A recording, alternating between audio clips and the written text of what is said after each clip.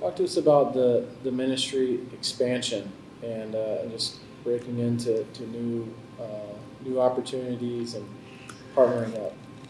We've accomplished a lot of amazing things, but to be honest, for me, it's just the beginning and it's just the start. We are growing and we're going into new countries, and what we're doing in Mazatlan, Mexico with Back2Back Ministries is so exciting because we not only want to care for the orphan after they've been abandoned by their family, we want to help the family before they say, we're going to get rid of this kid. We always are going to be focused on going deeper with those kids that we are serving. But the reality is that there are hundreds of other kids in Mazatlan who are vulnerable or who are orphaned. And so we have just recently, in the last few weeks, broken ground on, right now is called the Multi-Resource Center. I love to come up here because you can just see the expanse, you can see the construction, and you're standing on what the Lord's already done. There are so many different organizations doing so many good things, but we're not going to sit and count on them to do the job that we're supposed to do. We're called to go tell them and to go love them, and that's exactly what we're going to do. Back2Back is this incredible partner that is a catalyst for orphan care work around the globe. One of their executive directors, Beth Guckenberger, she speaks nationally and internationally. She is one of the most profound voices for the orphan in the faith-based space. They always are seeking the hardest places to serve the orphan, and now the orphaned who are special needs, which is an even deeper level of challenge. Hey, we're on our way to Mazatlan, where we're going to spend time with Back2Back, our new ministry partner. And this trip is incredibly important. These guys are pioneers, and the Tebow Foundation is already partnered with them. We are underwriting the continuing care of these special needs kids. The homes that we are funding care for children. And we're going to meet those kids, and then we're going to look at how we can take this model and really expand it across Central America. So we're here to learn. We'll also celebrate the partnership with Back2Back. So we're on our way with our team. What it might be, because we have this very strong leaning towards special needs. Yeah. That's what broke Tiggy's heart, 15 years ago. And so we did a call with Beth and Todd just to catch up, see what was going on in their world, see what was going on in my world. And I didn't even know at the time that God had called you guys into special needs. And so all of a sudden on the call, Beth and Todd are going, well, we're about ready to cut the ribbon and open these homes for special needs kids. And I said, wait a minute, go back, repeat that. What did you say? And they said, we're about ready to open 2 homes for special needs kids. Gabo was one of the early joiners into the Back2Back Monterey ministry. Right now we're doing a lot of construction, and I don't know, it reminds me when we started in Monterey. I don't know if you remember, I remember, it was absolutely. All like this. Yeah. So he was just, I'm available, speak Spanish and I speak English. I love Jesus deeply, and I will do whatever the Lord calls me to do working alongside you. He is relentless in his desire to pursue excellence. Dude's a warrior. He just is willing to step into the fray, go into the chaos, go into places where it's broken, and give what he has, which is hope, tenderness, an incredible work ethic, some real intellect, and then strong arm, strong back.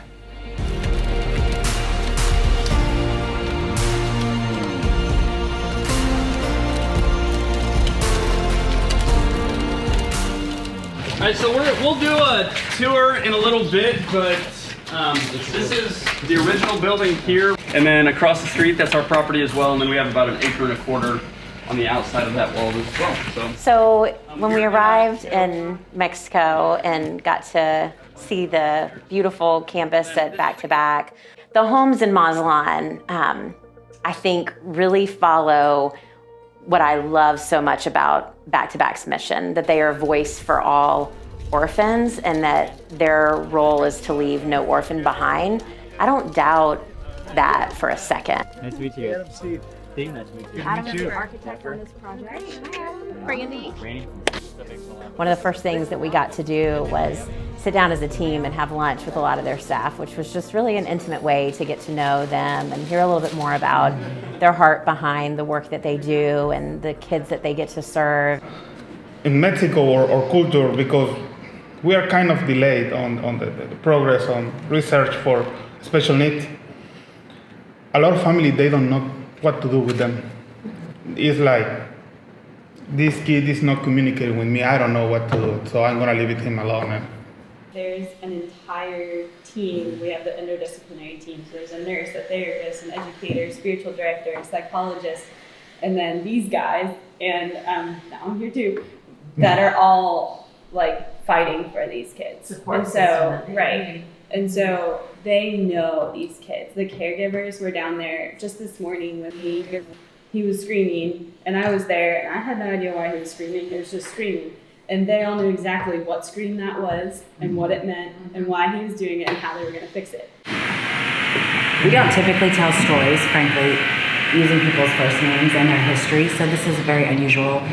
I just want to say that caveat. We like to protect kids' histories, but this particular child's story was like a sucker punch, kind of, like just even realizing that things like that happen, you know, but he had very severe special needs and was being raised by a single mom, and he kind of acted sporadic and chaotic, and he didn't always go to school, and he didn't always like to have all his clothes on, and his mom was dying and couldn't find anybody who would be a part of his life, and so she confided in a neighbor that when God took her home, she was going to take him with her, because she couldn't capture she couldn't imagine a world in which he would be left unaccompanied, and she couldn't find anyone that would take care of him.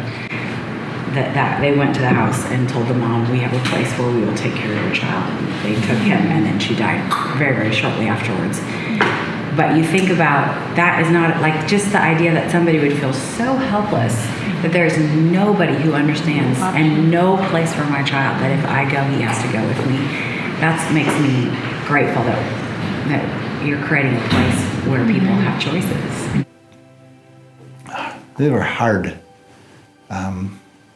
very hard needs. These kids were severely disabled, and every one of their backstories was abandonment, despair, deep hurt, desperation, and in some cases, near death.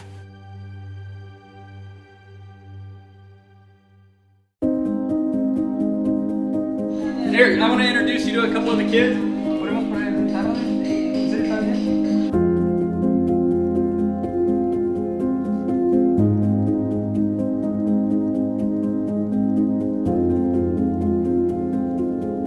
You walk in and you just love each of them, you know, you just automatically fall in love with each of them, even though you don't know them, you know, you don't even know their name, but you just see their smile and you just feel the hurt of what they've been through. And, you know, to hear that a parent doesn't want their child or that they don't feel like they're capable to take care of this child is truly heartbreaking. So you're really struck by the deep, challenging physical conditions of each of the kids.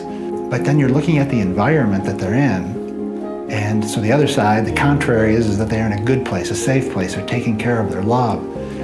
This is not poverty, this is not abandonment, this is not alone, this is not chaos, this is order, structure, love, care. And you see that it's the love of God through an incredible set of people and caregivers that are dedicated to this small group of really special kids. It's a first-class facility. They've come in there and they've designed these spaces, these family spaces, at a level that's beyond what you see in most of Mexico. We're so thankful. We get to be a part of it. We're so thankful you guys get to be a part of it. Okay, so this first one here, we are standing right here. So we're standing on the porch of the house. You see the palapa already, you see the basketball court. We're in the process of looking at playground equipment that'll be right there to be an accessible playground available to all the children. These kids are going to be felt worthy through the design, through the facilities that have been provided for them, but through the love that comes through the providers and the competent care people that are there just selflessly sacrificing every day for their needs. Making sure that all of those needs are met and also making sure that there is a community resource center available. I think that's so important for the orphan prevention piece, because families, again, when they feel like they don't know where to turn next or they don't know what to do. We want this place to be a shining light for them. And so the idea is we're gonna blow out this whole wall here where the stairs is, and this will become a secondary entryway. And then close this off for the training center.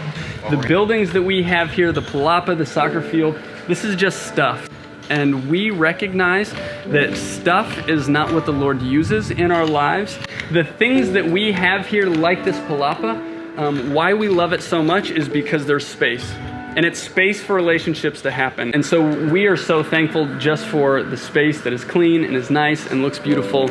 And really, it's a great way to let the kids know you're worth the amount of effort and the money that's been given and the time and energy and all of this stuff. But you are what's important. It's what the church is all about, is we connect with other Christians because we have that in common. And church isn't about this building we go to, it's about connecting with people that also believe. And so we can encourage one another, hold them accountable, believe, make each other better, just like you would on any team or in any school or in most things that you do in life.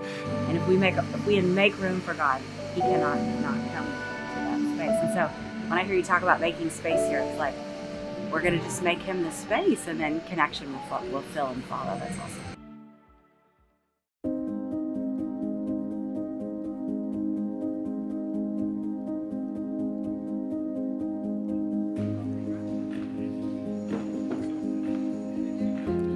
It really takes a special person to take care of a special needs person, and it's a challenge. It's a challenge to find people that are committed to figuring out how to help these kids. There's so much that those kids with special needs teach people about God without talking. So there's this immediate element in a guy like Gabo or heroes like him of surrender. Whatever it takes. If I have to lay down my life for the sake of my King, I will do that. And he just is faithful to those principles. And every day he summons the courage, he serves, he puts his life on the line, he personally sacrifices, and he is touching lives for eternity. And any one of us can do that. That's how we get to 100,000 Gabos. That's how we get to 1 million Gabos. We embrace these biblical principles of being like the Christ. Since the inception, we've interfaced with kids with special needs. They're in every orphanage pretty much around the world, but they're usually managed. They're not always parented. You know, they're safe, they're fed, but we have never until this point had this orchestrated, coordinated, multidisciplinary effort towards not just keeping them safe and fed, but actually thinking about how to move the needle in their life. Throughout all of Mazatlan and all of this beautiful campus was, you know, in 1 Corinthians where it talks about love is patient and love is kind and love does not envy or boast. And it truly was reflected there at Back2Back. And we want to be humble and say, you know what, we're pretty decent at some things, but we also know there are organizations out there that are great at certain things. And Back2Back Ministries is a ministry that's been doing that for a while, and they're the best in the world at that.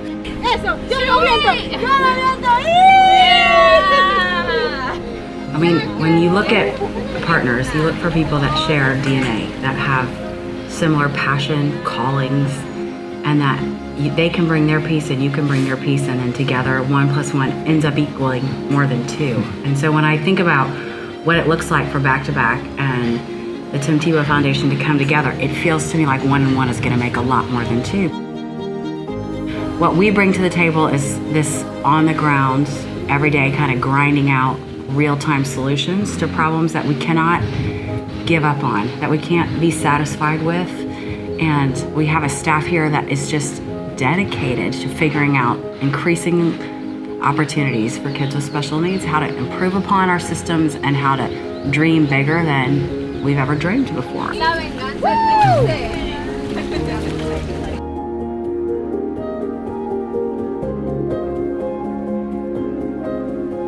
For you all, it's just this beautiful way in which you bring things like energy, passion, resources, attention, encouragement. Like even just in our short time here already in country, you can just feel the synergy, and that's like That's just when the heart leaps up inside of you and says, yeah, this is what I have planned. I want this arm and this arm to come together, and this is what I feel this like sense of anticipation. Like I don't know exactly what it's all gonna add up to, but it feels really good.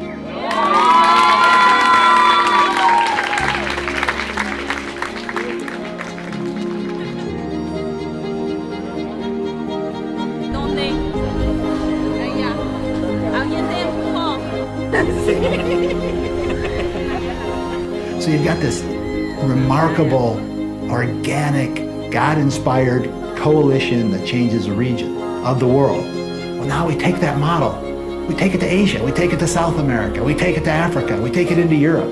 Where does God call us next? That's big, that's bold, but we are inspired. You know, Timmy says it best. We want to flat out change the world. And God has given us the opportunity to begin that movement here in Central America. Hold on. The journey is just beginning, and I cannot wait to see lives changed.